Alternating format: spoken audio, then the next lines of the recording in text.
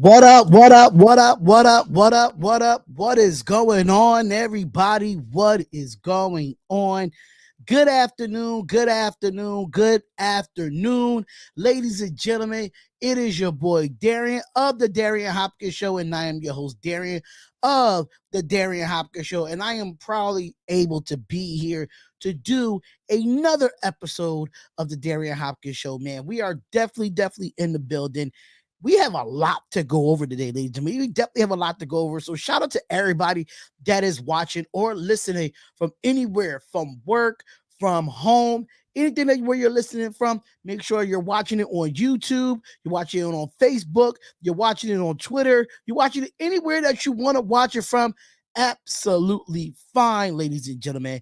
And I am happy to be here and give y'all sports every single day. And guess what? We are in the month of June. We are in the month of June, ladies and gentlemen. Yes, we are. We are in the month of June. And I have to say this because being in the month of June, the summer's going to come around. A lot of holidays is going to come around, especially for block parties, barbecues, and all that stuff. And I know it don't have nothing to do with anything I have to personally say, but in the same time, happy June. Today's June 1st, 2023. And we have an action-packed show for you here. Yes, we do. We have an action-packed show. I don't know where the guys are at, but I'm here doing everything. So before we get into any topics today, I just want to thank all the sponsors and thank everybody that is a part of the Darion Hopkins Show, ladies and gentlemen. So we want to get into it. Shout out to SeatGeek.com. If you want to go to any sporting event, any baseball, NHL, NBA, NFL, any type of sporting event, even from college sports as well, all your live events, make sure you go to SeatGeek.com and use the promo code DHopkins and you will get $20 off your first purchase. So make sure you go to SeatGeek.com and use that promo code DHopkins. And shout out to Bet Us. Bet Us is one of the best spots to go bet on the games tonight. If you want to bet on baseball, you want to bet on major league sports, if you want to just do college sports as well, you can bet at Bet Us and you'll receive 125% of your sports book upon the initial deposit. So make sure you go to the link in the description where it says that quotable ad and make sure you check out that special offer that I have for you. Link in the description. So we have a lot of things to go over here and want to keep everybody engaged and keep everybody aware. But I have to say we are live and we are in direct. But if you want to hear to audio podcast of this as well, make sure you go to Apple Podcasts, Spotify, Amazon Music, and iHeartRadio. You will get all these episodes right there from the audio version. We'll love to hear from you. We'll love to hear a review from you as well. So without further ado, we have my boy in the building, Mr. Matt Campbell. What up, man? Good afternoon. What's up? Got to let the kids stay home from school today. Been messing around with them all morning. Oh, so far you can finally take like a little 2-hour break with me, or probably like an hour and a half break, depending on how we get through these topics here. Oh yeah. But you probably a little bit tired. The kids stayed home today, and just to let you know, like shout out to Reveal. They are a brand ambassador that I've been with for a couple of years now, and just the only thing I had like NBA championship ring stuff, because the NBA finals is tonight. So I wanted to put it in support for the NBA finals and stuff of that nature. So yeah, man, it's I was supposed to do baseball yesterday on the channel or do AEW Dynamite. Didn't do it because I was so focused on this goddamn merch that I had for the Darion Hopkins Show. Finally got what I wanted. I'm just waiting for the samples to come in before I actually make the website live.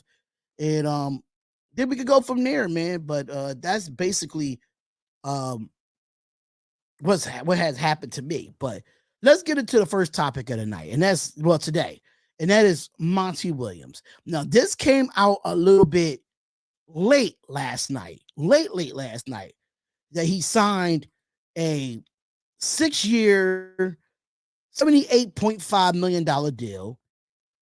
And it told Adrian Wojnarowski that is the largest coaching deal in NBA history.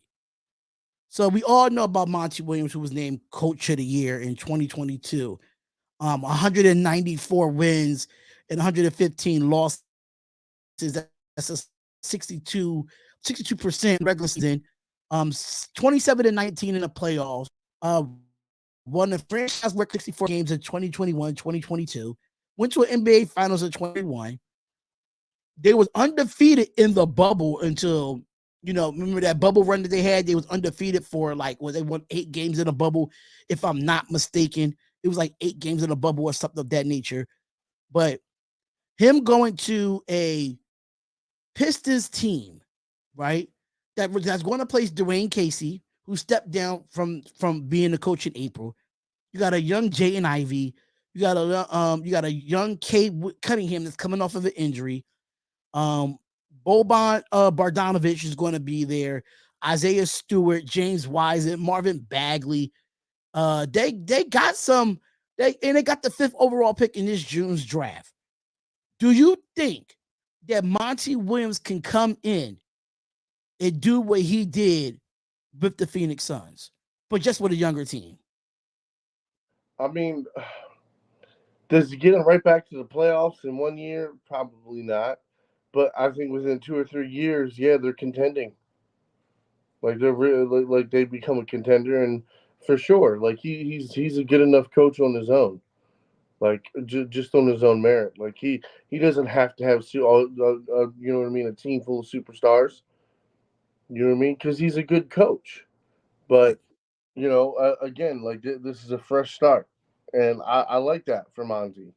He's not carrying over expectations. He's not, it's not Phoenix, and that's what I like about Detroit.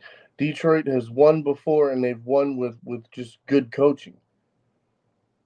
You put the players, you get a good coach in there, and they can win.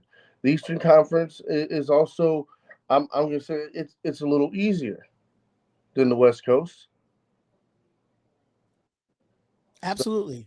he's definitely got a good chance. And this is a very intriguing hire, man. This is a very intriguing hire. Shout out to RC Covers from WNBA and NBA. Shout out to you, brother. We actually, that's actually the first topic of the night for me. He's the highest paid coach in NBA history, and you know what? I think that if you look at before Monty Williams went to Phoenix, they was not having no success in that organization. The Suns was going through coaches like clockwork. Oh, for sure, for sure. That's And he's going to settle that franchise just like he did with Phoenix. It's going to take him 2 or 3 years, and literally he's just going to build off of his success and steadily climb up. now I can say this though, when it comes to Monty Williams, that Monty Williams is very intriguing to the Detroit Pistons, and I'm gonna tell you why.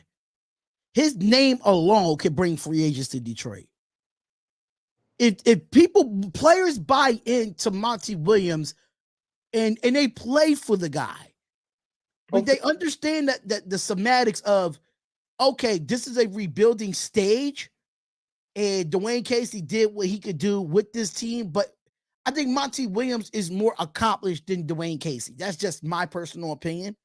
for sure, And I think he can find ways to get quality for not big name free agents, but he could come in and get quality free agents because of his stature from being in Philadelphia and now having the success in Phoenix.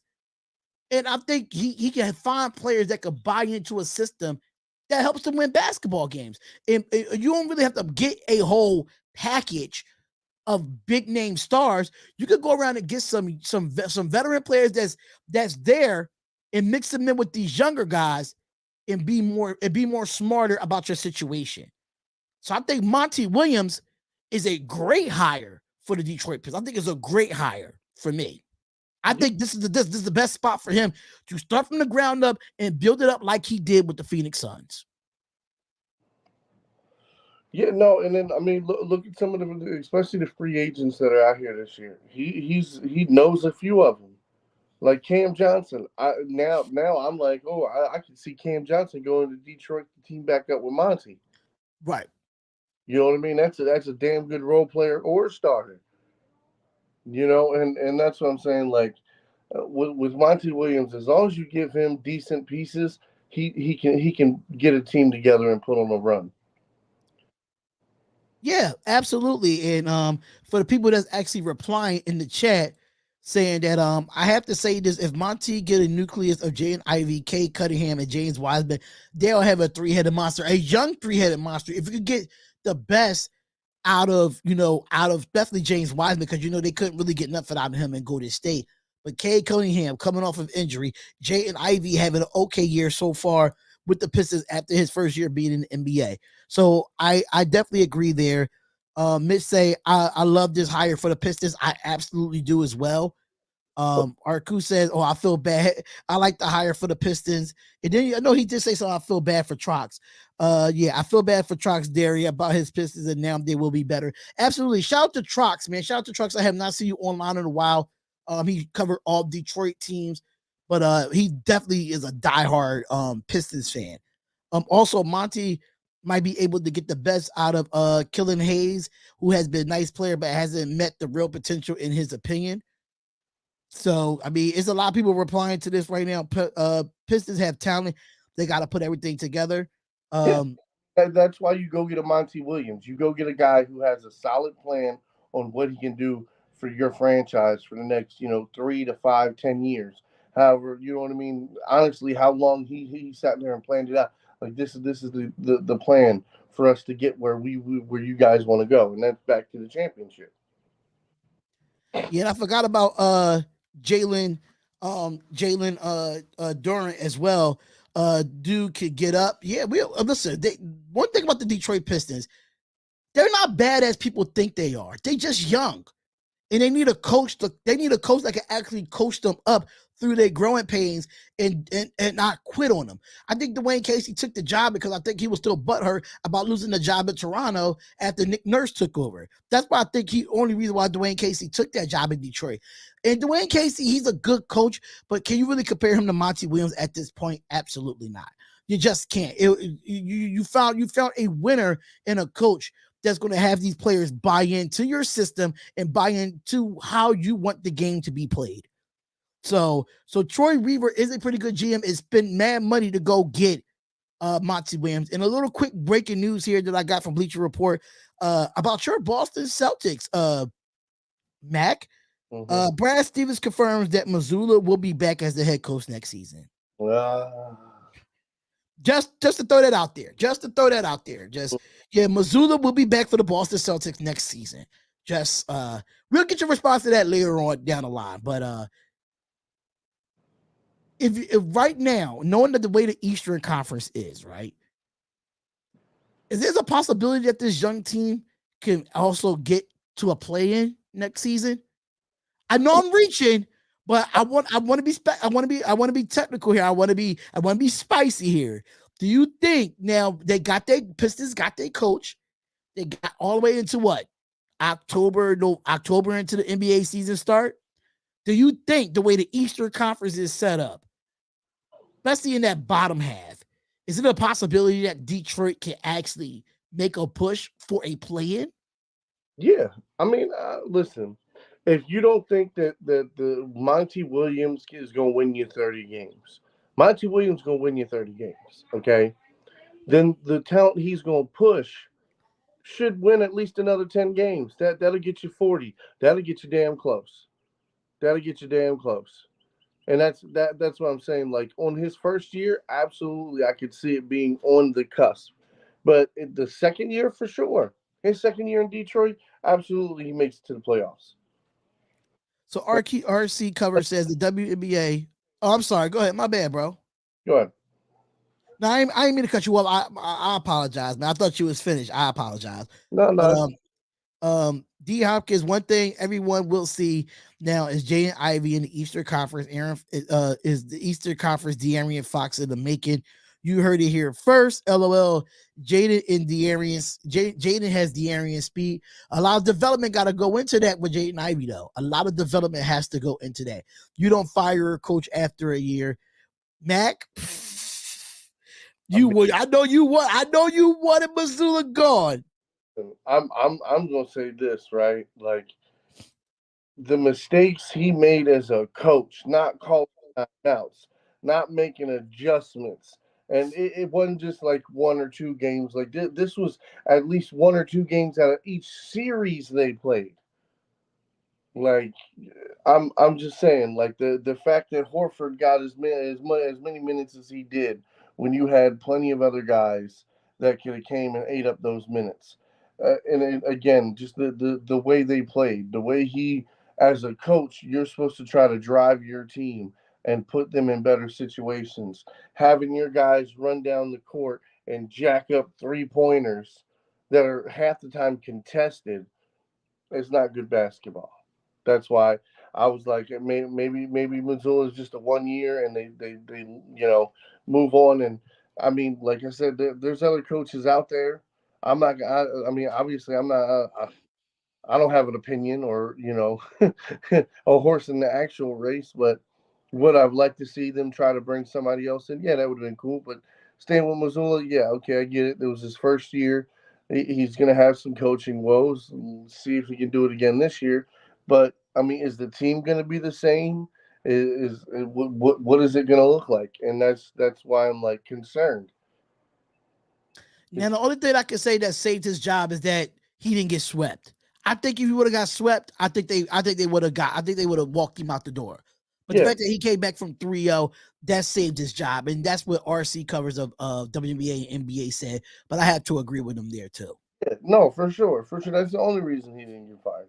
And look, I mean, like I said, my personal opinion don't mean much to the Celtics organization. Hey, listen. We just people that we just fans that love the game. You know, we just fans that love the game. So, I get it. I get it. RC cover says that Orlando needs to start to put the right pieces around. I can never get his last name. Paleo, whatever. I can't ever get his name. Maybe Jalen Suggs needs to evolve faster. I'm wondering which team would rise faster, the Magic or the Pistons. What y'all think? Who's the Magic coach? I There you I go. don't know who I don't know who's the coach for the Orlando Magic. I will take the Pistons on that one then. I mean, because I mean, don't get me wrong. Like, if the Magic had, I guess you'd say like a top 15, top 10 coach, you know what I mean? They could really turn that around. But again, when you don't have a high profile coach that can really change an organization and change the way players see the game. I mean, I like I said, I don't know the Orlando Magic's coach right off the top of my head. I'm not gonna say they're a bad coach, but at the same time, when you're talking about you're literally just putting them against the Pistons and Monty Williams, I'm gonna take Monty Williams and the Pistons. So is Jamal Mosley is the head coach of the Orlando Magic, which I don't know too much about. Um, and I'm gonna just see, I'm trying to see where, like, what's his accolades? Where was he at before? And you know what? And I'm gonna say this: I cannot I wait never heard of him. for a female coach to come in. Like that's honestly what I've been waiting for the last couple of years. I've been waiting, and because there's a few women coaches that really have their hat in the league, but I don't know. I don't There's know. two male. I would love to see a woman to come in and be a head coach. Like, even though Becky Hammond took the Las Vegas Aces job because the NBA didn't give her a job. That's the main reason why she took the WNBA job. Don't get me wrong. Now she's already a WNBA champion. In the couple of years she's been there, you see the success that she did in the summer league with the NBA players in the summer league. She won a championship. I think she won a championship in the summer league, if I'm not mistaken. She was under the San Antonio Spurs coaching staff under Pop. The women know how to coach the game of basketball. I just don't think, since it's such of a male dominant league, they're not giving them a chance. You got to be at least assistant coach or something of that nature, but be the head honcho of a bunch of men. I I would love to see it because I want to see diversity in in sports itself, but it's just realistically, it's just not going to happen, unfortunately. I mean, I think it'll happen eventually.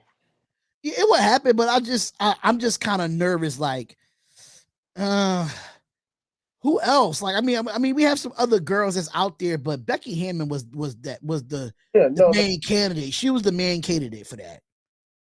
for sure. But yeah, what's your next topic? Let's get straight into it, man. Let's get straight into it, and that is, I'm gonna skip over the Heat and Nuggets game where we're gonna go a little bit into that because we're gonna go into the bet segment of that one. But I got a question for you here. And I stole a few of them from First Take. And I do not care if y'all watch First Take because we give you different opinions than what they give you. Is Jimmy Butler harder to guard LeBron and KD in this postseason? Now, they say it in general on ESPN. I said in this postseason, was Jimmy Butler harder to guard than LeBron James and Kevin Durant? Now, the only reason I said postseason because Kevin Durant, even though he was coming off an injury, he still played. So you cannot make an excuse for him. LeBron James, he had an injury, but he still played. Can't make an excuse for it. If you feel like you was that injured, don't play. You know what I'm saying? So, what is your thoughts on this? Because for what Stephen A. Smith said, I kind of agree with him and kind of disagree with him that LeBron James, to me, LeBron James is easier to guard now than he was like 5 years ago. For me, he's easier to guard now. Kevin Durant, it's really hard to say that Jimmy Butler was harder to guard because Kevin Durant has been kind of on a decline in the last couple of years with the whole debacle with Brooklyn, barely playing with the Suns. In the playoffs, he definitely lit him up. He had multiple games where he was like 30 points. You know what I mean? Like he had multiple 30-point games. He had multiple 20-point games. There was only what 2 or 3 games where he was in the single or low double digits. So you know what I mean? Like he had far more better games than he had bad games as far as Kevin Durant. The problem is like with Jimmy. Jimmy is he's such a big part of Miami. Where if Jimmy fails, the Heat fail. You know what I'm saying? Versus like other people. LeBron wasn't the superstar. I mean he was, but he wasn't. Let's be honest here.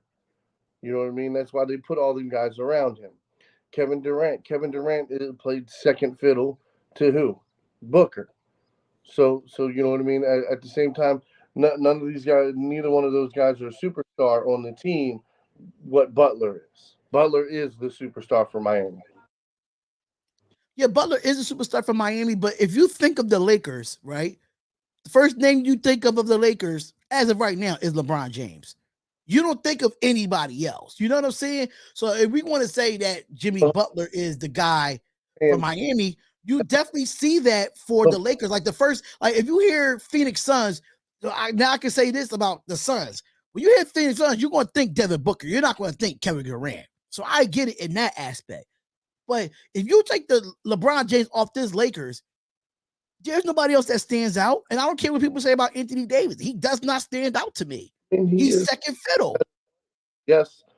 I mean, that's the problem. That's the problem. He wasn't supposed to be second fiddle to LeBron. He was supposed to be the superstar. He's supposed to be the number one guy. LeBron's number two, and then LeBron can facilitate. That's why I'm saying, like, we're looking at it on paper. Anthony Davis is the better superstar between him and LeBron.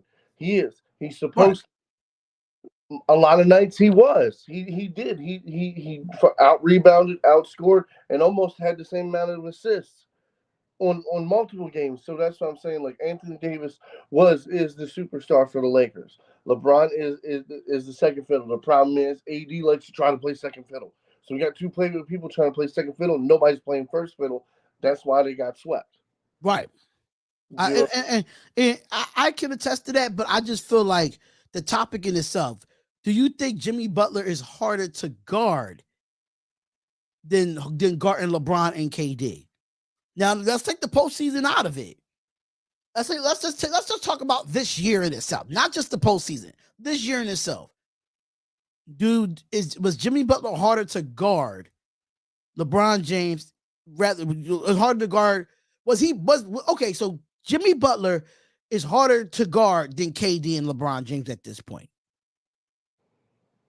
LeBron, absolutely. Kevin Durant, probably same.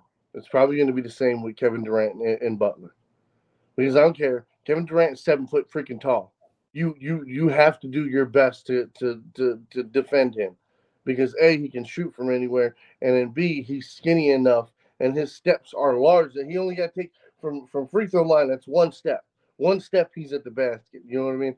So if we're talking about defensively, him and Kevin Durant are probably almost the same, but like I said, I mean, it would be hard to guard either one of those. And now you're comparing LeBron. Like I said, LeBron, yes, he's lost a step. He's not as athletic as he used to be. He's not as fast as he used to be. So yeah, he's definitely the bottom rung on those.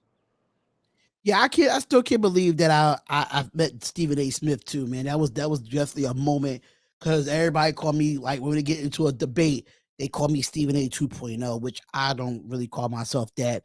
But I mean, I mean, I see it in some instances, but I don't see it like that, man. I try to stay humble as much as possible. I try to stay humble. Um, if the Heat role players play big, and Jimmy has a scoring crazy game, the Heat stand a chance in these finals. If not, the Heat will finally come crashing down.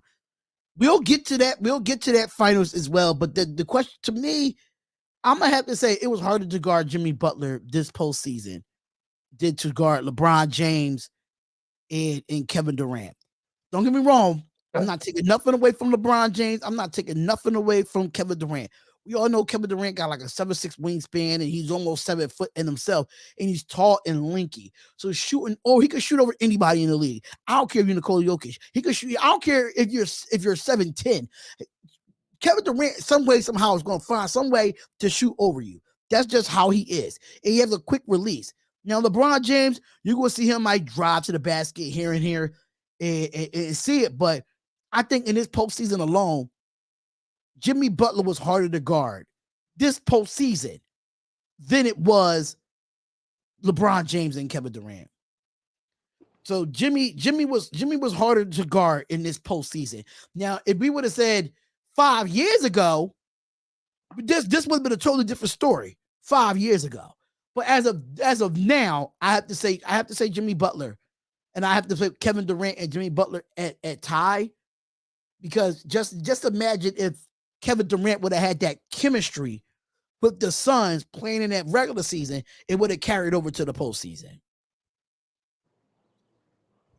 Yeah. What's going on, John Raider? What's going on, brother? What's going on? Who's harder to guard? Jimmy, Easy, LeBron, and KD are great, but the cracks in the armor are showing a little bit, especially in their hairline. Not in the hairlines. We all know that LeBron James just need to cut it. We all know that. Kevin Durant doesn't brush or comb his hair. So I don't even know. Listen, they both need to go bald at this point. I'm being honest though. Like, come on. Like LeBron James receding hairline because of them headbands he wore earlier in his career. That's the main reason. Or he just getting old. Who knows? But Kevin Durant, bro, I don't care how much millions that you make. Go get a shape up. Go get a cut. Wake up and brush your hair. Brush your beard. Groom yourself. Like, Kevin Durant only had one haircut. One haircut in these playoffs. Nah.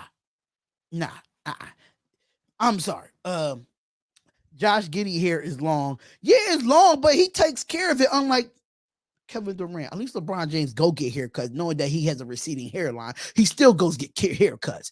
Probably use Rogaine to grow it back in the middle. But Remember Carlos Boozer when they spray painted his motherfucking head and he oh my god. I thought that was some hilarious shit, yo. I really thought that was some hilarious shit. Oh my god. I was actually watching him and I'm like, hold on, this shit gonna go viral. I know this shit gonna go viral. Next morning, everybody was posting about that shit, and I was like, motherfucker. Oh my god. Carlos Boozer I'm so happy he went bald, because I know he was I know he was trying to grow his hair back when he was at Duke, but it just wasn't happening. It wasn't happening. It was just coming around on the sides, giving to grandpa. That's what it was given. It was given to grandpa, and it just And you know what's funny though? Like, because it reminds me of my older brother, because my older brother's bald headed now, but he for so long he kept this, and he was like getting a little bit of hair up here, but he wasn't getting that much, and he was just trying to hold on to it. He was giving like, I keep holding on, gotta keep holding on. But I tell him, brother, you gotta cut it, go bald, just do it, man, just do it. No, I'm lucky, man. The men in my family, we don't go bald.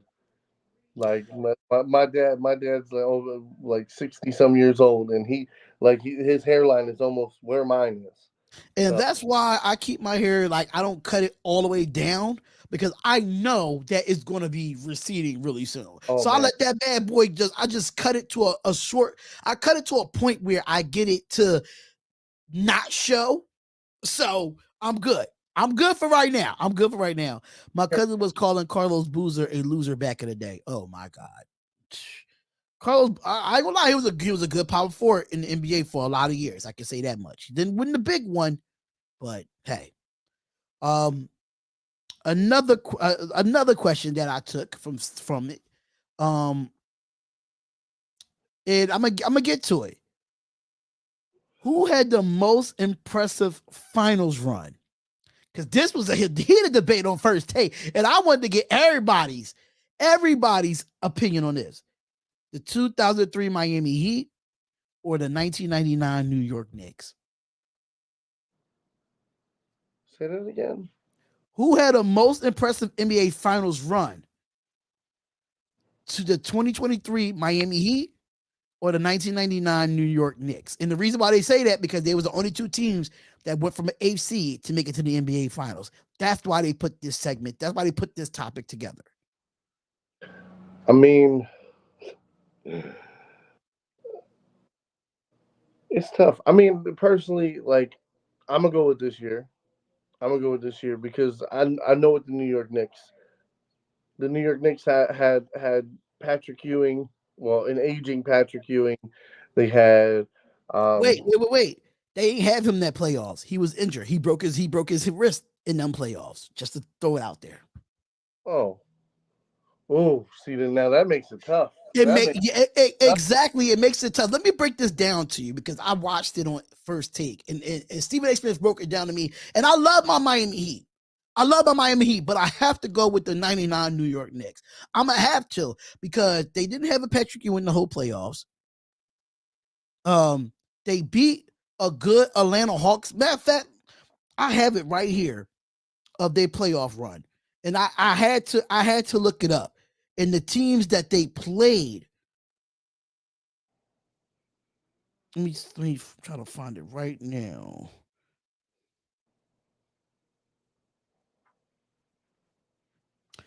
Okay. So when it comes to these guys, right? So when it comes to the first round of the Eastern Conference, I'm trying to find it right now. Okay, so I just had it. Wait.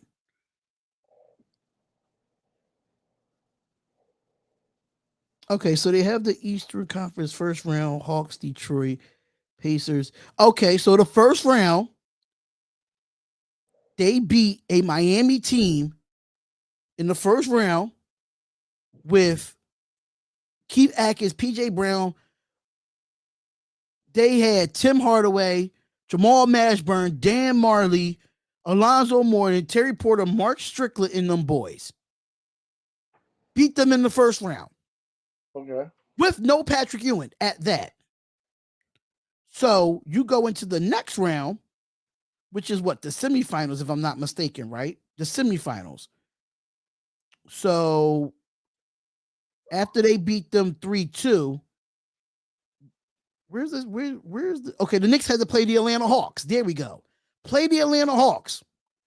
Where you had Mookie Baylock, where you had Dikembe Mutombo, Steve Smith. You had what's his name? I don't think Sharif Abdul Rahim was there though.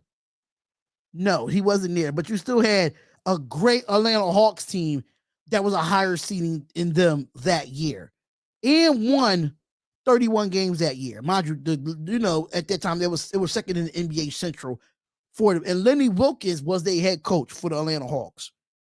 Conference finals, you had to go up against the Indiana Pacers team that was loaded with Travis Best, Austin Crochet, Antonio Davis, Dale Davis, Al Harrington. You had Mark Jackson, Reggie Miller, Chris Miller, Sam Perkins, Jalen Rose, Rick Sims in the Eastern Conference Finals with no Patrick Ewing. What was their lineup? What was the Knicks lineup?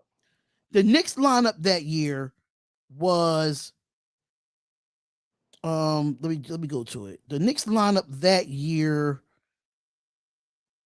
Did they have Larry Johnson? That's a good question.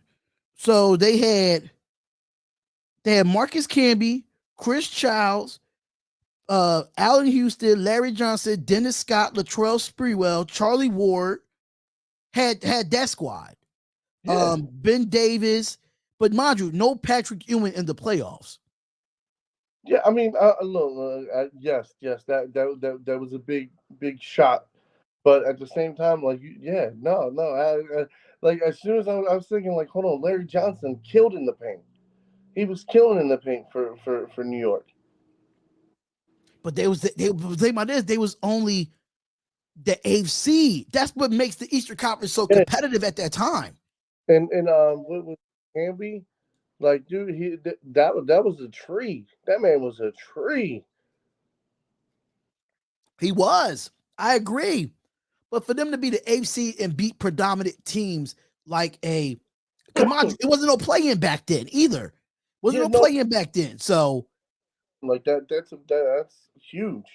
Right. And you beat the Atlanta Hawks team. You beat the Indiana Pacers team. I think they run was a little bit more impressive. And you beat a Miami Heat team that was number 1 in the Eastern Conference in the first round. Because mind you, the Heat had to be the number 1 team in the conference to play the AFC. That's how it used to be back then. Yeah, no, and that's what I'm saying. Like, both playoff runs, amazing. You know what I mean? Like, they were absolutely. But again, I'm gonna say this. Like, there seems as if there was more talent back in '99 for the Knicks to have to go through. But I'm gonna say as for the Miami Heat, they did the same without more. They don't have Tyler Hero. Jimmy Butler has to carry the torch. You know what I mean? Like, this is more like the Bulls, and you know what I mean, in the '90s, like the late '90s, where it's like Michael Jordan has to play a great game, Jimmy Butler has to follow up, and the difference, it's, you know what I mean. The Pippen is Bam. Bam has to show up. If Bam shows up and Butler shows up, everybody else plays, does the rest. But now, like I said, we're getting in the finals. You probably have Tyler Hero coming back, so that'll help you guys in the finals. But you weren't. You were down Tyler Hero. Some of your guys have been injured throughout it, and you guys have faced adversity and won. Now, like I said, I think the Boston Celtics team that you guys beat was, when you look at talent wise, I mean, as good as any team the Knicks beat.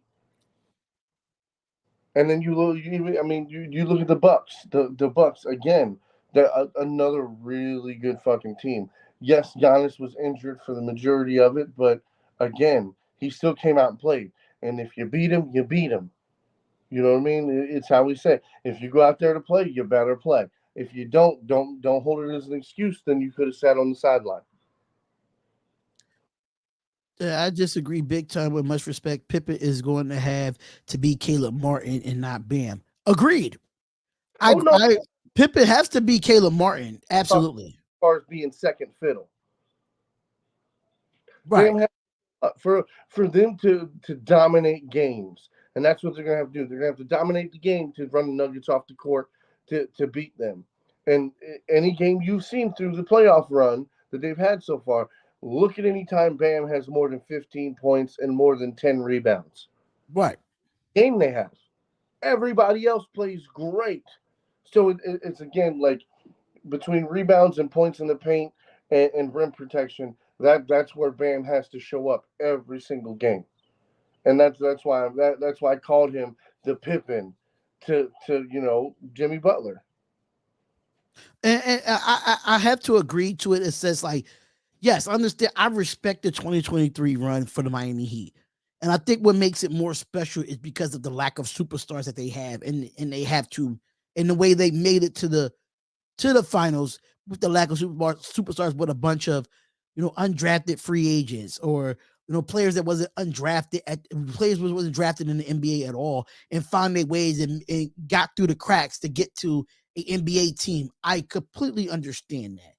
But of course, there's going to be questions about, oh, what if Giannis was 100% healthy? What if Jalen Brunson would have had more to work around outside of Julius Randle being a scrub in that series, or having a bunch of lefties on the basketball court? Or they're going to say, oh, what if Jason Tatum would never sprained his ankle in Game 7? Will we be saying something completely different? So there's a lot of questions that the media, not just me, but it's going to be a lot of questions of, okay, we understand that injuries happen in the game. We do. But I think that people think it's so more impressive because of the play-in, how they lost their first play-in game at home, then had to go to Chicago and beat Chicago to get that eighth seed, then go and beat Milwaukee in 5 in a critical game, a critical game 5 in overtime that the Miami Heat won. Went to 6 games for the New York Knicks, which was a back and forth series at one point. It was a good series in my opinion. And to beat the Boston Celtics in 7 games is very, very, very impressive. They've been playing a lot of basketball this offseason. They've been playing a lot of basketball this postseason. So I get it.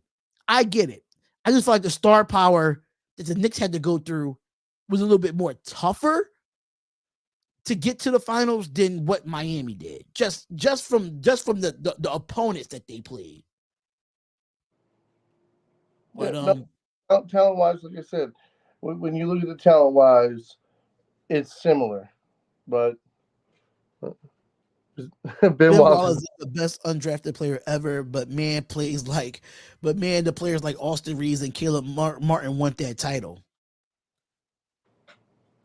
I mean, Ben Wallace was just he was a dominant defensive player. I wouldn't say he was a dominant offensive player because I can't say that. I mean, the whole thing is like he was dominant when he needed to be. He just he it seemed like Wallace was a much better defender than he was offensively, but offensively he definitely turned the heat up. I will give that to Wallace because he definitely had many big games where he turned it on. Right, absolutely. And I'm not saying Um, point games, no. I'm saying when he gets you a double double and he gets a block or two, and that's a great game. That's a great game. yeah, listen, I'll take that any day. I would take a defensive player any day. But even though, like, I love the fact that he'll at least score something. He'll try to score something when he had the time, or when he had the opportunity. Yeah. Like, yeah, I think I want to go back and look at that 99 season for the New York Knicks and go on and rewind back the 2023 Miami Heat. Then I might just come back to this topic because mind you, in 99, I was still a youngin. But still, like, I want to go back and look at those series. And just to throw it out there, I don't know if anybody missed it, but on NBA TV yesterday, they showed I don't want to keep bringing the Sixers up, but they showed the 2000. They did a documentary on the 2001 Philadelphia 76ers, and it's called Everything But the Chip. And I learned a lot from that documentary, watching it, because there was a lot of stuff that I didn't know, that a lot of speculation went around. But I'll talk about that on another topic on another time. But it was definitely a great documentary to watch. They replaying it a lot on NBA TV with that squad. And it was pretty interesting thing to hear Larry Brown and Al Iverson, Theo Ratliff, George Lynch, Eric Snow. Now, and people didn't know that Eric Snow played on a whole freaking broken ankle the whole playoffs. The whole playoffs, even in the finals, he played on a broken ankle. Had no clue of that. Have no clue of that. But another topic for another time. Now, Shannon Sharpe, I was absolutely surprised about this right here. I was absolutely surprised about this. But I was surprised, but I wasn't. Because if he's getting bought out, right, from FS1, is this really a Skip Bayless issue or this is really a Shannon Sharpe issue? Because to me, I used to like Skip Bayless. I used to like him. He left ESPN to go to FS1. And now Shannon Sharpe gets bored out by FS1. Is it really a Skip Bayless thing or is it Shannon Sharpe? I don't know. Like, it just feels iffy. Like, it just comes out of left field with the whole Shannon Sharpe thing. No, I mean, did you read up on it? I not too much. Not too much. Like I said, I've been busy all morning, and I mean, I looked at a little bit of it last night when I heard about it, and then obviously flipping through social media. But for me, I mean, my take on it is exactly what Shannon has said multiple times. Like he's tired of the foolishness. And I can't blame him. I mean, you hear some of the shit that Skip Bayless says and some of the shit he does, and it's like, I mean, would you be okay with it? Would you be okay sitting across from him, having him say some outlandish shit? No. There's a lot of times where I change the channel because I can't stand the motherfucker. Between the Cowboys and just the stupid remarks he makes, and it just makes you like, you know what? Nah, bro. Your opinion far supersedes any type of fact. Your feelings far supersede the thoughts or feelings of anyone else. Very narcissist. And to be honest with you, I'm surprised Shannon Sharpe has dealt with it this damn long. Shannon Sharpe can go anywhere, work with any company. He could do his own damn thing, and everybody's still going to tune in. He could literally just do Club Shay Shay 5 days a week, and he'd get the same amount of viewers.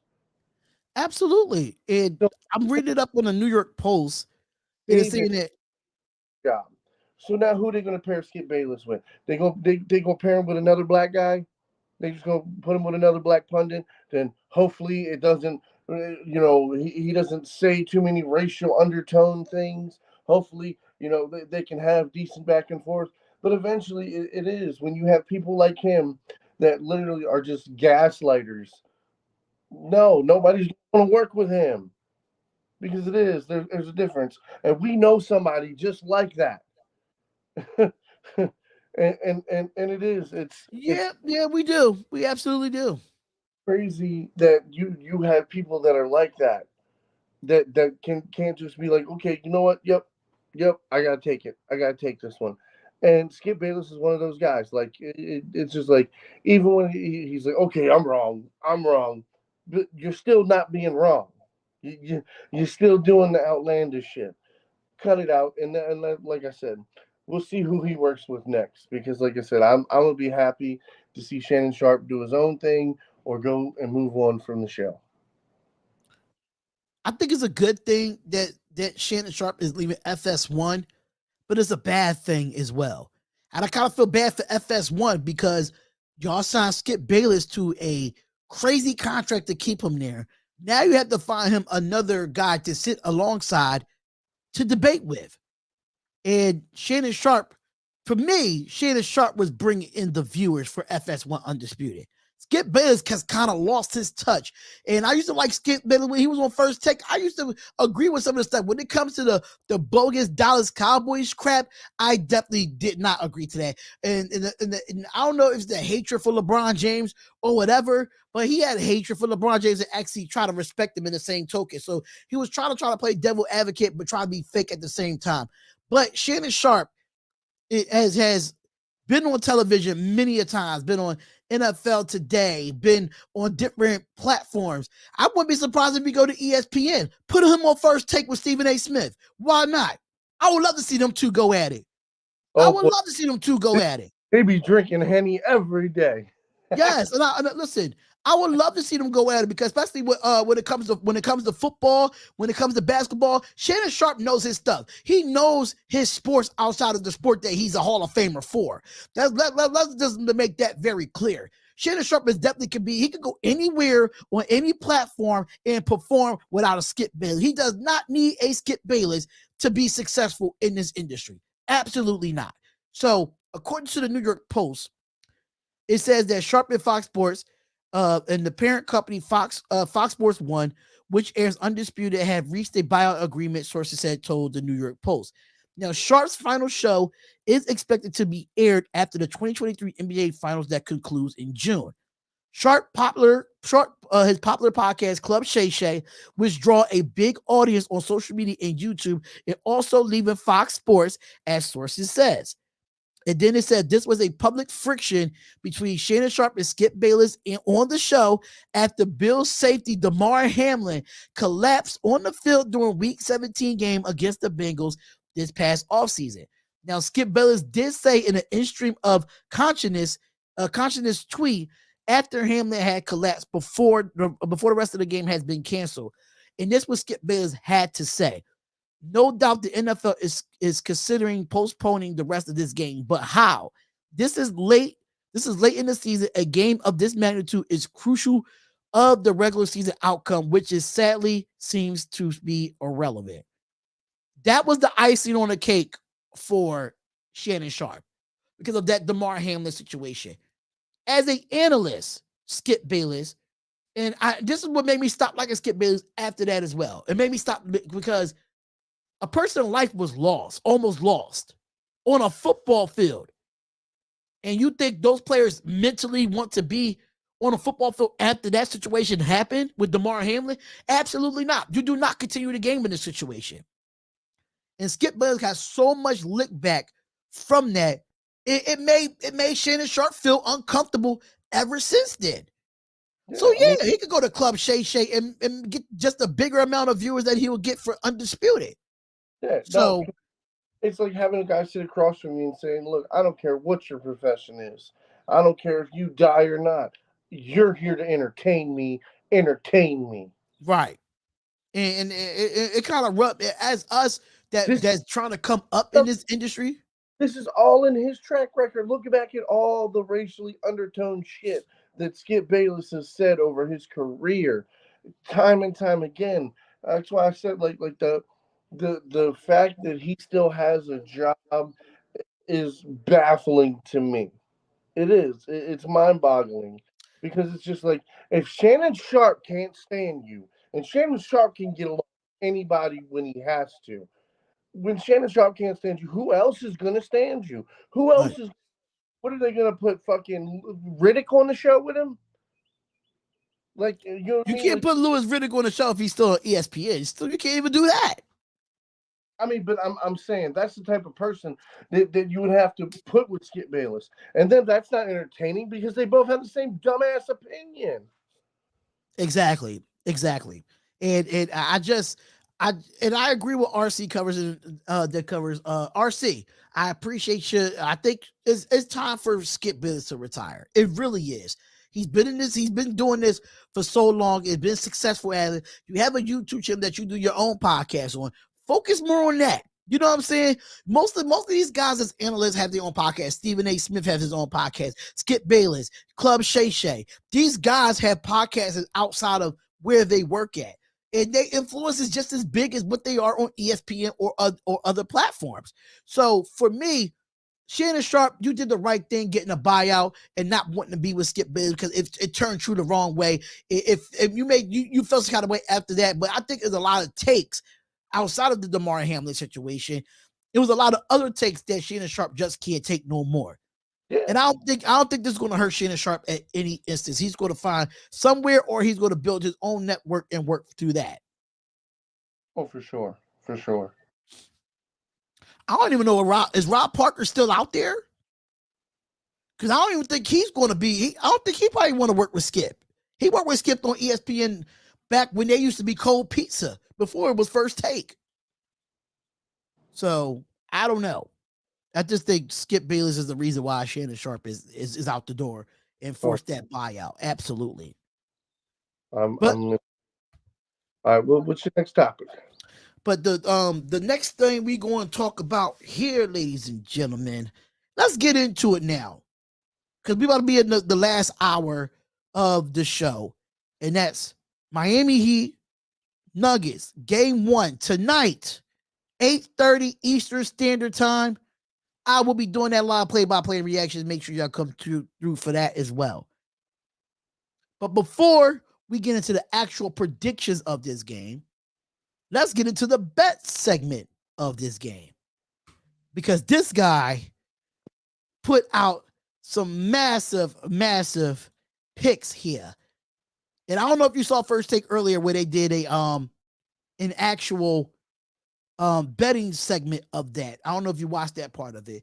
I don't remember all the bets that he said, but Oh, I know one of them he said he's going to go under Jimmy Butler going under 27 points tonight. So he said that's what he thinks. yeah. Butler go under 27. But um shout out to Bet Us and shout out to FanDuel for this. FanDuel, I've been emailing you for the last 5 days. I need a response to get a sponsorship here. But if you want to use this lineup on FanDuel, if you want to use this lineup on Bet Us, 125% of sportsbook upon initial deposit. Make sure you go to the link in the description. Mac, break this down for us and show the people, you know, how to bet tonight for game 1 in the NBA Finals. So the first bet to the left is, I believe it's a plus 700 something. I think it's like plus 775 or something like that. But yeah, breaking down the actual bet, Jokic, I got Jokic scoring 30 points. I got Jamal Murray scoring 20 points. I got Martin, Porter, Vincent, Brown, Caldwell, and Bam all to score 10 points. I feel like it's going to be a high scoring, high driving game. It is like, and hopefully Miami can keep up with the score. And if they can, like I said, I see it being a high scoring game. I also got Jamal Murray, Caleb Martin, um, Caldwell Pope, Gabe Vincent, and Porter all making two threes.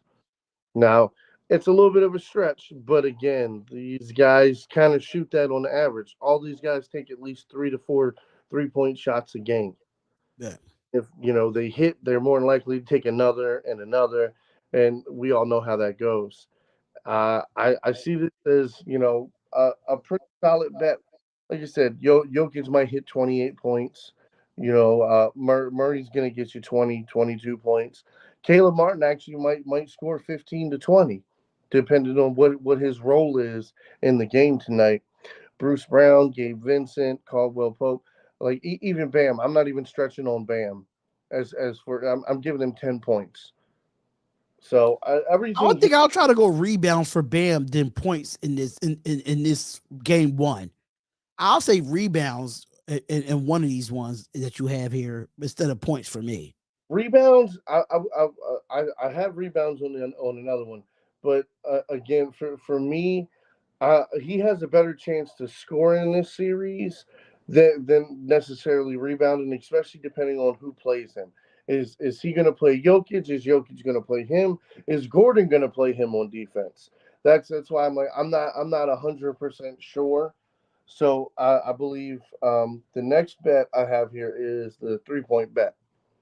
So I have Murray making 2 3-pointers, Porter making 2 3-pointers, Martin, Vincent, and Caldwell Pope, Gordon, Jokic, all making 2 3-pointers. Then I have Strauss, Vincent, and Duncan making 1 3-pointer. So that's my 3-point bet. Yes, it's super spicy, as you can see. Bet $1 to win 90. That's It's not bad at all. That's a no, come up for real, for real. especially considering that, again, all of these guys shoot at least 2 or 3 or 4 4-pointers throughout this game. So again, your Gabe Vincent, he shoots 3 to 4 a game. Yeah. If he two, he's bound to shoot 5. Same thing with Caleb Martin. Caleb Martin's going to put up at least 4 shots. Porter's going to put up at least 3 shots. Even Aaron Gordon, if you get him down in the corner, he's going to shoot it almost like guaranteed if he's even somewhat open, Gordon's going to shoot that corner three. So again, Jokic just playing off the three pointer, he's probably going to make one or two of them. Now I stretched it a little bit with the two versus just going for the one, but that's because I like spicy. I like a Yes. bit spicy. Okay, and then we have the last bet.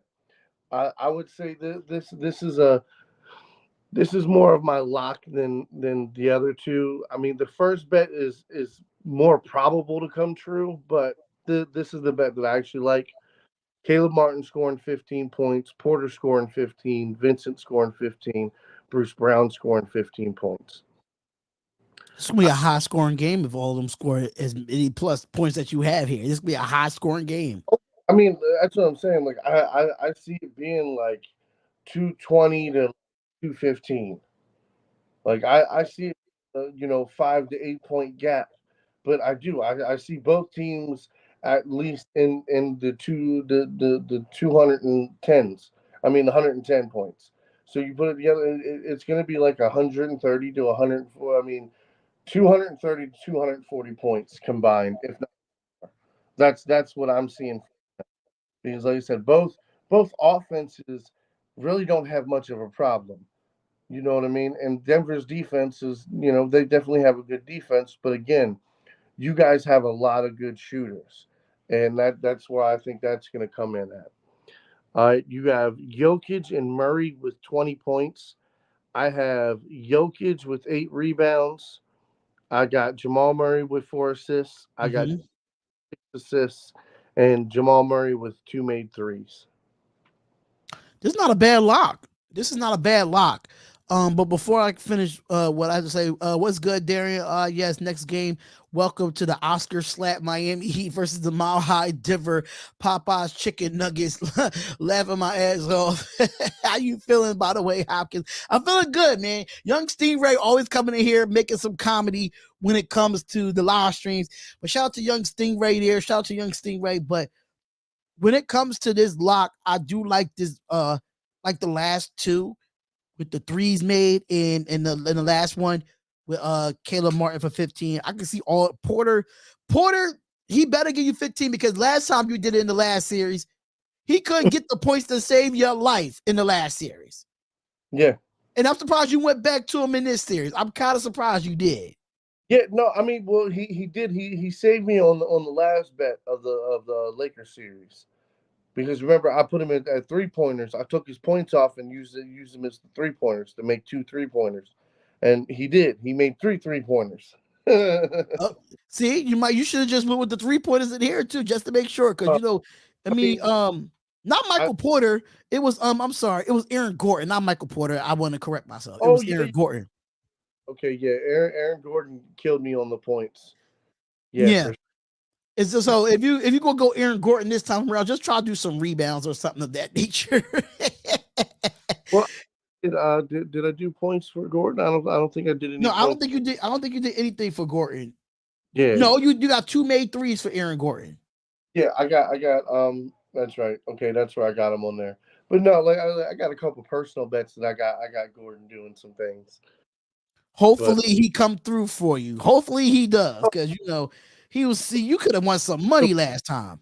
I like Porter in this matchup is because who's going to be guarding Porter? Is Strauss going to be guarding Porter? Are they going to try to put Kevin Love on Porter? Who's guarding Porter? I feel like it's going to be a good mismatch, whoever they put on him, unless they put Jimmy on him, and then which case who's going to be on Murray? That's And why it's this is tough. you can't put Caleb Martin on him because Caleb Martin, yes, he's good defensively, but dude, he's got what 4 or 5 inches on him. That's I going to think be Gordon just has more power. Gordon has more power too. So we're going yeah. to get more into that. But make sure y'all go check these out here. Take a screenshot. Come back. I will be putting up the single video version of this as well. And on all our platforms when it comes to Apple, Spotify, iHeartRadio, and Amazon Music. If you're listening to this and you can't get to the video version of this, make sure you try to write down them or anything of that nature here. But um, is there anything else you want to put aside to this before we actually go into the predictions here? No, but if Tyler Hero comes back, I feel like he might be your savior if he gets to come back in this series. Hey, if he's able to come back in this series, I mean, I wouldn't put too much on him when it comes to a bet, but you'll try something. Oh, yeah, I mean, but like I said, if he comes back, I feel like that could turn the Heat side as far as the Heat winning. As you see, I didn't do points or money line on either one of these, but I my own personal bet. I will give you one personal bet. I bet and I talked to you about this before. I bet Denver to sweep. Absolutely, you did say that. You That did say that. got in because I forgot to do it last time, and I was like, no, if it happens, I at least want to win a little something, something. Right. Look, listen, it's better than nothing. It's always about winning and not losing. You know, if you lose money, you get stressed. You're like, damn, shit, Oh yeah. I should have did this. Like you make you stretch it a little bit. Like, hold up, wait a minute now. I might not do this right now. Hold up. But make sure y'all go check out these bets right here over here. So make sure y'all go check out Bet Us. The link is in the description to get 125% of your sports book upon the initial deposit. Link is definitely in the description to get that special offer. If FanDuel, hit us back, man. Hit us back. We need some type of sponsorship or partnership there. We need something back there, man. We doing this under your account. Under your account, man. But we gonna get strictly back into the breakdown, the full game analysis of game one tonight. Finally, we getting some NBA basketball tonight. Who are you taking? Break down why you're taking them tonight and how confident you are of the team that you're taking tonight. So I'm confident as hell in these Nuggets. I'm very confident in the Nuggets. Right. I do. Even though I think Eric Spoelstra is going to keep it a close game, I think Denver's going to keep him on his toes. It's going to take him probably the first to the second quarter to start figuring out the matchups, how he can get better matchups, not just defensively, offensively, how he's going to have to work the ball. Right. So if I think Miami's going to steal one in Denver, it's definitely not going to be this one. Eric Spoelstra is going to have a game where you know what I mean. He's got to see what they're going to do, and he has to make a game plan against that. Like I said, I'm not saying Eric Spoelstra ain't going to have his close game. I'm not saying he can't win this game, but I'm Right. saying adjustments that he's going to have to make are he's going to have to make far more adjustments. He's going to have to make far more game plan for the Denver Nuggets versus the Denver Nuggets are going to have to make for them. If Denver Nuggets just come in and play their team, their ball, you know what I mean, and play their game and literally take good shots, play good defense, limit transition, limit bad shots. I mean, they can walk away with the thing. But again, Miami cannot be counted out. You cannot sleep on Miami. And again, this is what I said the other day. I don't think they're going to sleep on Miami for the simple fact is they know how important this is, not just as the city's first championship, as Jokic's first championship. And it really puts him on that top pedestal where he's not just one of the best. He's one of the greatest. Like you have now moved from that best echelon to the one of the greats, and it's sealing that legacy for him. It's just like Dirk. When Dirk won the championship, it was like, okay, we know this guy. He's going to be a first ballot Hall of Famer. He checks all the boxes, and this is the last box for me that I feel Jokic needs to check. So this has to be very important. Number one on his list. You come to play lights out every single night. You don't give Miami an inch, and that's why I feel very confident in the Nuggets coming out and definitely winning this first game. Now, I'm gonna take you back to history, man. And just to let you know, Tyler Hero is out for game one. He's out. Yeah, I do see it on the injury report that he is out for game one. But um, I think history is gonna happen again. And this is Miami Heat reminds me of that 2001 76ers in that game one. They're not backing down. They're not scared. They're not intimidated by the Denver Nuggets. Now we all know that the Lakers in 2001 was trying to get their second championship with the Brian Shaw, Kobe Bryant, Shaquille O'Neal has in the best of his career in that year.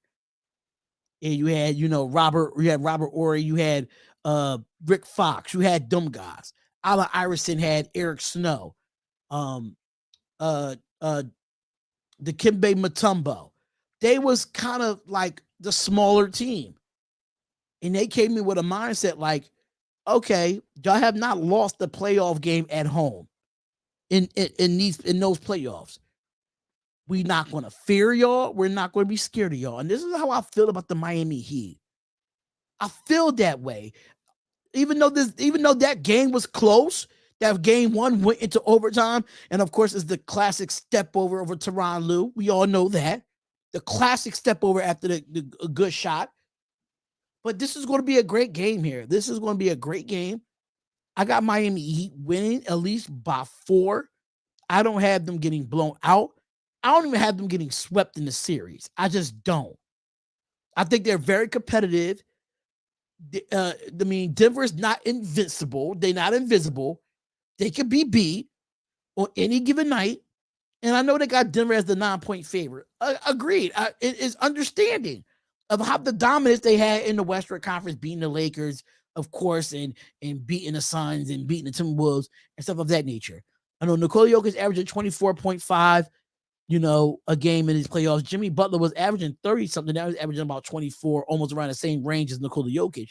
But it's going to come down to the role players for me.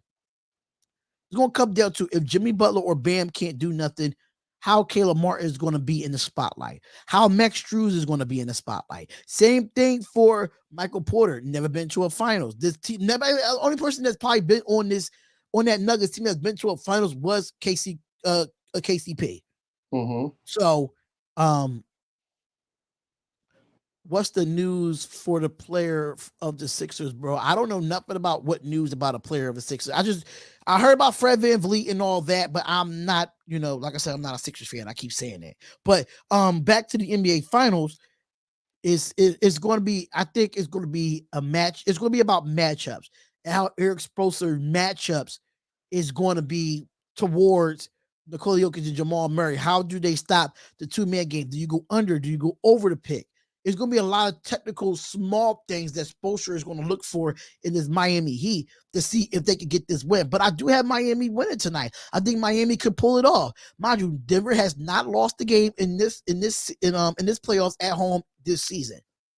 I think Miami does that. I think they look at the mindset and look at what going back to 2001 what the Sixers did, and that's what this Heat team remind me of. But mind you, that 76ers team was number 1 in the East. Miami's number 8 in the Eastern Conference. But still, I still like the fact that Miami's the underdog. And when they're the underdogs, they deliver when they're the underdogs. And according to the ESPN predictor, only had them 21.3% of winningness against Denver. And I completely understand why. But I think Miami loves being the underdogs and proving people wrong. So I'm taking Miami in game 1, but it definitely will be a 4-point game. Okay, I respect that. It just give me history, man. It's just like just watching the everything but the chip last night. And I'm thinking about this Miami Heat team, bro. And I'm sitting here like, yo, this Miami Heat team really reminds me of the 2001 76ers. Undersized. They have Allen Iverson as their star. Jimmy Butler's their star in Miami. Dikembe Mutombo was probably taller and was better defensively, but he wasn't as strong to defend Shaq. Bam Adebayo is in that same aspect if you look at it. Nikola Jokic is huge, but Bam Adebayo is smaller than him. And then you got the Eric Snow. The Eric Snow can be a Kyle Lowry in this instance. That he's not asked to do much, but be a coach on the floor without the coach being on the floor. That's what Kyle Lowry is. So that's why I saw the vision of it. I'm like, you know what? I think the Heat's going to take it, man. I think the Heat's going to take it. History definitely can repeat itself. Yeah, did they win that chip? They didn't win the chip. I'm just talking about game 1. Okay. Oh no, Because I mean, a lot of people don't have the Heat not winning the game at all. no, I mean, like I said, I don't, I definitely feel like they're not going to win tonight. They're not going to take the first game of the series in Denver. They might be able to steal, the next game. That's absolutely a possibility. But I just feel like between the crowd being at home and like these guys are consistent. Denver is not one of the teams that play up and then play down and then play up. No, they play consistent through the whole season. They play consistent through the whole postseason. They play consistent. At no time have they been down like, oh man, that's it. I think the Denver's out, and then they had to fight back. No, they've pretty much stayed the course and played their game the entire time. And you just the way you just said that is the same thing the Lakers in 01 talked about the 76ers in the NBA Finals. How dominant they was, how consistent they was. Nobody can stop them in LA. It reminds me of Denver right now. How you just put that story together, that's how it reminds me of the 2001 Los Angeles Lakers. They couldn't be beat at home. They was too dominant, and the Sixers stole one. I think Miami can still win, and I think it's game one. I just have this feeling. It is not even not me being a Heat fan, but I just feel it like that. It gives me that 2001 vibe. It just does. Like, I hope this NBA Finals is good though. Oh yeah, it's gonna be great. Well, we got any more topics? Just a few more. Absolutely. Actually have a few more. So the Sixers definitely welcome Nick Nurse. The Knicks just finally the Nick Nurse finally gets introduced as the Philadelphia 76ers new head coach. Other than that, Tom Brady, we talked about this yesterday. The only reason why I'm coming back to this topic is because he cleared the air about him. And you cleared the air first, but I need to hear it from Tom Brady first. I need to hear it. And Raiders fans, I'm telling you right now, he said he's certain that he's not going to play again. So Raiders fans, stop making live streams. Stop making videos. Stop making shorts. Stop making stuff to get views, to get clicks. Tom Brady is not going to be the Las Vegas Raiders quarterback. I said that before he retired, and I said that after he retired. Yes, he's a minor owner, a minority owner of the Las Vegas Raiders. Absolutely. But he is fine where he's at. Being the owner, making more money. Passive income. Passive income. Bruh, stop the nonsense, Raider Nation. Stop the nonsense. Seriously. I'm tired of hearing about, it's time for Tom Brady to come from ownership and be a quarterback because of Jimmy Garoppolo. Hell no. Hell no. I understand we're in a quarterback situation right now. I get it. But y'all fans are being dead ass desperate. You're telling me the Tom Brady you saw last year with Tampa Bay, that's the Tom Brady you want? You want that Tom Brady? You think that Tom Brady is going to be the Lord and Savior of the Raiders? Okay, no problem. Even if he was to play and get you to the playoffs, you think he's going to win in the playoffs? Nope. And then what happens the year after? You think he's not? He's going to play 3 years, 2 years with the Raiders? No. That's what I'm saying. Like, it just doesn't sound logical. And then a year from now, when he retires again, you know what I mean? What are you going to do for a quarterback?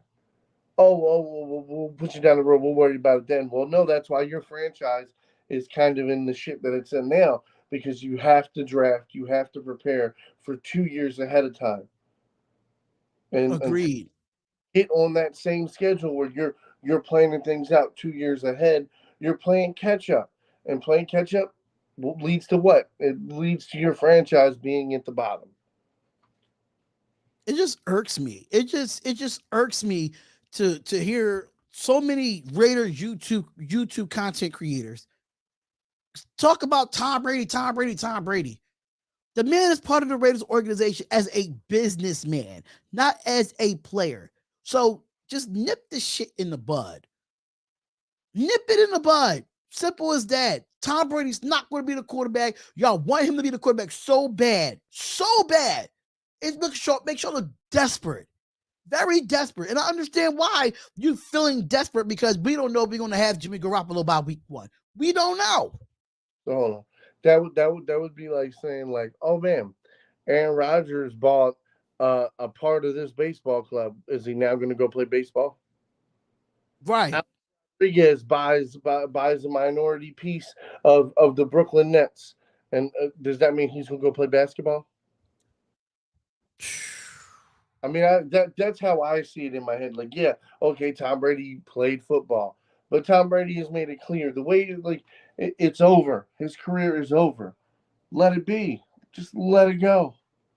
Let it go. Let it go. Let it go. Like And, and I just wanted to get that out there, Matt, because I talk about the Raiders on my other channel, and I can't wait to make this segment as a reel and put it on that other channel because I'm letting it be known now.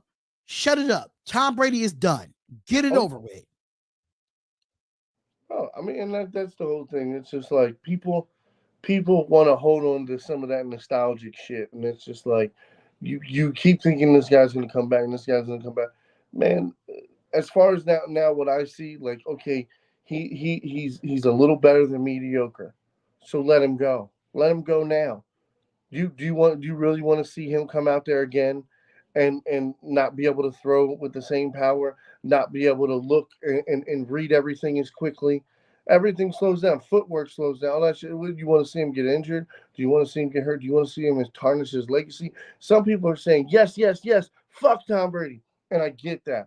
But for the majority of us that love football and understand what he's done for the game, no, let it go. He finished in Tampa. He got his ring in Tampa. He tried to get a second one. He didn't get it. He doesn't feel it anymore. He's getting a little too old. And yeah, let's not see a fully diminished Tom Brady out there still trying to force shit. Exactly. This is Exactly. the 50s or the 60s or even later than that. Like this is nowadays. He has most of the records. He's got the trophies. He's got the rings. What I mean, What else do we need to do? yeah, and that's what I'm saying. Like, it'd be different if he had something left unchecked off his mark. It'd be different if, like, the Raiders was his favorite team of all time, and he just one year with the Raiders. But that's what I'm saying, though. He could have done that 2 fucking years ago, 3 years ago when he left the Patriots. That's what I mean. Like, it doesn't make sense. It does it. It does it. But we got one final topic of the day. I'm gonna just run through these real quick. Of the NFL vets who should seek a trade before 2023's NFL season. And the 5 that they have here is Buda Baker from the Arizona Cardinals. Of course, Dalvin Cook from the Minnesota Vikings. Mike Evans from the Tampa Bay Buccaneers. Trey Lance. I don't think he's a veteran, but that's another story for another time. But Trey Lance, quarterback for the San Francisco 49ers. And Derrick Henry of the Tennessee Titans. How you feel about those 5 thinking that these vets should seek a trade before the season starts? Oh, for sure. For sure. Each one of those guys have a good case as far as it's time for them to be paid. And all of them deserve to have a chance to play for somebody who wants to use them. And Yeah, Buda Baker, I think he wants to go somewhere and win. Arizona is a dysfunctional organization at this point. Him and that organization and Kyler Murray is not getting along. They lose a lot of defensive players. So yep, Buda Baker, absolutely. Dalvin Cook, we already knew the speculation of him being traded even before the season ended. playing next to a guy who can't get it done when the few times he actually has to. Right. All right, Dalvin Cook put up 127 yards and 2 touchdowns, but they lost by 3 points. Well, what's Kurt's numbers? Oh, well, he had 2 interceptions for 280 yards. You know what I mean? Like, oh, so you're just giving the ball back to him. You know what I mean? Or we get down to the final minute of the game and you got an easy little 20-yard throw, guys wide open, but for some reason you check it down. And Dalvin Cook's like, why the fuck would you throw it to me? You know what I mean? Yeah, I can understand Dalvin Cook. That's what I'm saying. Like it's completely understandable. Yeah, Dalvin Cook is, he is their offense, him and Justin Jefferson when Kirk Cousins is playing good football, when he's playing good football. Mike Evans, I think it's time for a new scenery for him too. I think it's in time for a new scenery for a trade. I don't think he wants to be there with Baker Mayfield. I just don't think he wants to be there. A lot of people don't want to be teammates with Baker Mayfield at this point, but that's just my personal opinion on it. But I can see Mike Evans wanting to go somewhere that, he's not going to take a big bag, but he could take a bag where it could be a signing trade or something of that nature. I mean, I could definitely see him getting a new scenery. I think out of all these five, he's the longest tender out of these five players that's seeking a trade. That's why I feel like he's the main one for me to be a change of scenery. Trey Lance. Oh, say what? He was drafted before Derrick Henry. Yeah. Okay. He played with Dak Prescott at Mississippi State. Okay. No, was it Mississippi State? I think it was Texas A&M. One of those. Let me just double check that for you. I want to clarify that from I for thought Mike Evans. Ohio. I mean Oklahoma. No, Mike Evans didn't go to Oklahoma. He went to, I think it was Texas A&M, if I'm not mistaken. Went to Oklahoma. Yeah, he played at Texas A&M. Actually, he played with Johnny Manziel and not Baker Mayfield. Not the other short guy. Money Manziel, baby. Yeah, so I mean, he's been in the league. He's been in the league since 2014. Derrick Henry came in after him. Okay. But Derrick Henry, I can see why the hell he went out of Tennessee. I mean, I can see why. He probably is ready for a change of scenery. He's probably ready for a little bit of a different role, and he's probably like, okay, I'm to the point to where I want 20 carries a game. You know what I mean? And I want to play for a team that does X, Y, and Z for me. And I think he wants to be around a complete team that you don't have to sorely focus on Derrick Henry 90% of the offense. Well, that's what I'm saying. Like, he wants his 20 carries that he can get throughout the game, that he doesn't have to get 10 carries in a row or 5 back to back, and then it's a play action pass where he still has to run. Right. You know what I mean? And it's like, let's try to save a little tread on those tires. And I feel like, yeah, he's in a position where he's one of the best in the game. When he's completely healthy, when he's going, like, I'm sorry, he is one of the only running backs that would put fear in my heart that I would know that I got to run that and tackle. I'll be scared to tackle Derrick Henry. I'm not going to even lie. I don't want no smoke with Derrick Henry. Absolutely not. As a former defensive player, I want no smoke. Oh no! I mean, I would definitely want the smoke. I would definitely want the smoke. Well, I mean, I played defensive tackle, so that's a little bit different. Like, so if I was a linebacker and I'm freely getting to Derrick Henry, I want the smoke. Yeah, no, I played DN, man. I played DN, and most. Oh yeah, you're good then. Like, by the time you're handing him the ball, I'm right there. So all I gotta do is get my hands on. I get my hands on him. I got him. Right. Got 5 yards of running at your ass. That's when it's like, okay, now we got a problem here. Yeah, my linebackers got to help me out. Hold up, my linebackers got to help me out. They got to start scraping over. They got to start scraping over because I got 5 to 10 seconds to get you, and I can't get you, and you going to that second level. Linebackers, corners, safeties, you got to help me out here. You got to help me out here. You know what? Another name on there, and I'm sure the Ravens will eventually, but I want to see Patrick Queen on that list. I'd like to see Patrick Queen. I want to see the Ravens. You're trying to get rid of him so badly, bro. I mean, yes. I want to get something for him while his value is still real high. Okay. That's it. I mean, the whole thing is it's just like this. We get a 3rd round pick for him, no problem, all day, every day. 3rd round pick, that's easy. That's what we're gonna get as a comp pick when he leaves and signs somewhere else. And I would not be surprised if somebody really takes that offer. I would not be surprised before after the end of the 2nd round of free agency. I can see somebody doing it. we're probably asking for, is what we should be asking for, a second round pick.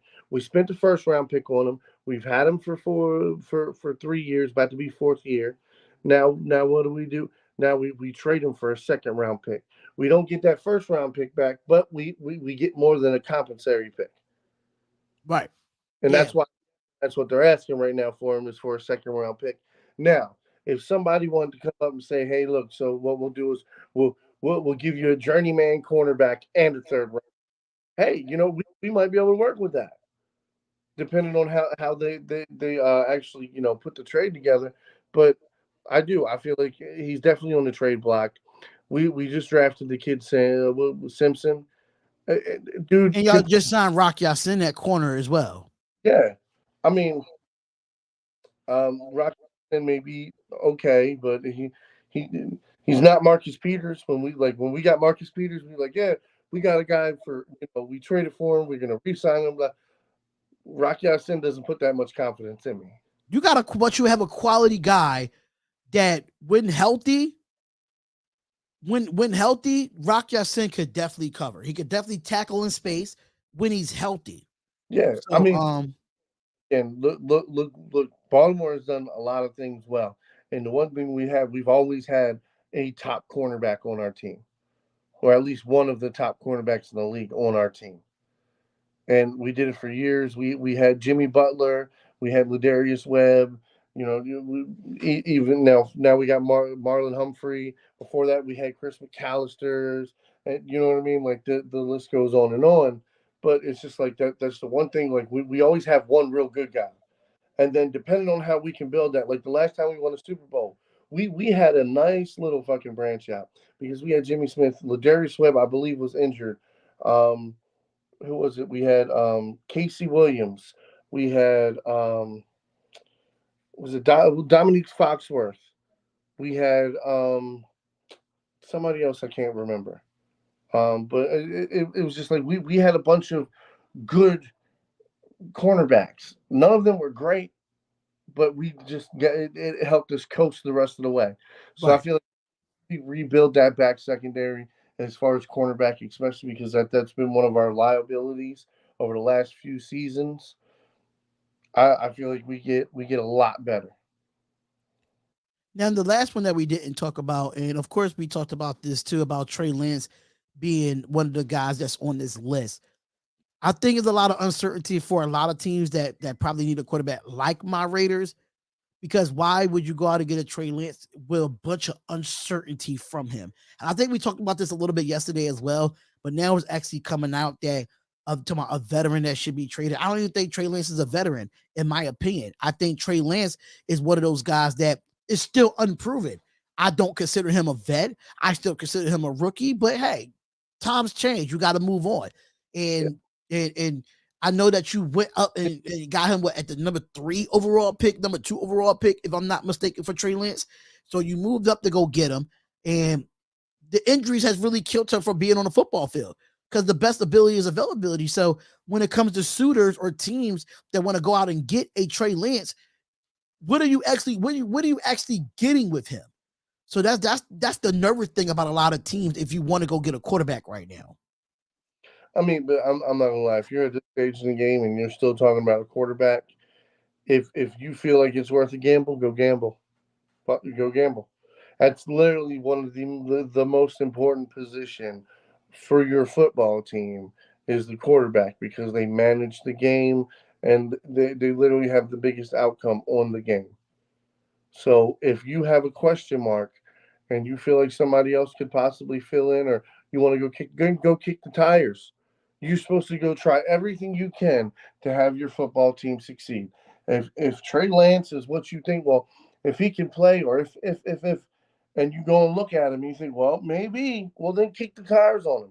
And I do, and I think that's the bummer on a lot of teams when you have a quarterback issue and there's a handful of good young backup quarterbacks that either have been a starter for a brief time or never really had a full season to be a starter, go get them. Go get them. Kick the tires. I don't care if you go get 3 of them. Let them all fucking face each other in camp. The winner takes the starting job. Now you got multiple hungry guys on your team that is fighting for that starting job. Yeah, agreed. I'm just nervous about, I just want to know his medical condition. Is he what is he cleared to do? Oh, yeah. Like, because we just went through the situation with, like, if I'm the Raiders, we just went through the situation with Jimmy Garoppolo. Uncertainty there. But do we want to trade for another quarterback that have uncertainty? I just don't. Oh no. That's just my nervous thing as a Raiders fan. And for other teams, if they want to take that risk and you're not winning right now, go ahead and do it. But for a franchise like my squad, trying big word, trying, quote unquote, to turn things around, I'll be scared I'll be scared to go for that risk. But at the same time, he's still young. He's not as older as Jimmy Garoppolo is. And we just drafted Aiden O'Connell out of Purdue. But it's a tough scenario for me as a Raiders fan. But if another team wants to go to take a risk on him, go ahead, be my guest. I'm listening. But all right, man. I'm gonna go hang out with my kids. Awesome show. Have a great evening. I'm gonna watch you on YouTube later while you're doing the live. No problem, bro. No problem. You know how I give. You know what I do with the play-by-play.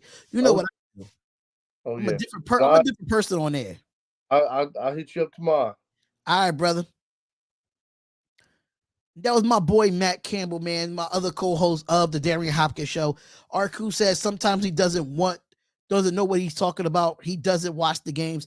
I don't listen to Bill Simmons anyway. I don't listen to him anyway. My cousin doesn't like him either. I don't listen to Bill Simmons. I think he has a great thing with the ringer. Don't get me wrong, but I just don't listen to him. I don't listen to him at all. But that is it for today, ladies and gentlemen. That is it for the Darion Hopkins Show. The episode today of June 1st, 2023 is definitely in the books. We got through every topic from Monty Williams to Shannon Sharpe to Tom Brady to the predictions for the night. The bets, if you missed the bets, make sure you go check out the bets too, man. And before we head out of here, make sure you follow us on all social media platforms. Twitter at the D Hopkins Show, Instagram at the D Hopkins Show, Facebook at the Darion Hopkins Show as well. Follow us on all of those social medias there. And we have audio podcasts of each and every podcast. We love to hear your review when it comes to it. We are on Spotify at Darion Hopkins Show, Apple Podcasts, Darion Hopkins Show, iHeartRadio, Darion Hopkins Show, and Amazon Music at Darion Hopkins Show. We'll definitely love to hear and love for you to leave us a review on that podcast. The more reviews that we get, the more looks that we get. So we definitely need y'all to go to those podcasts, type in the Darion Hopkins Show, leave us a review. Let us know how you feel about the show so far. Put in your reasoning why the show could be better as well. We would love to hear from the fans as well. And just to let you know, before we head out of here, make sure y'all go to SeatGeek.com and use the promo code DHopkins to get $20 off of your first purchase for any sports, live events, concerts, and everything of that nature. Go to betus.com with the link in the description with the special offer to get 125% on your sports book upon the initial deposit. So make sure you go to the links in the description, and the merch will be coming real soon, y'all.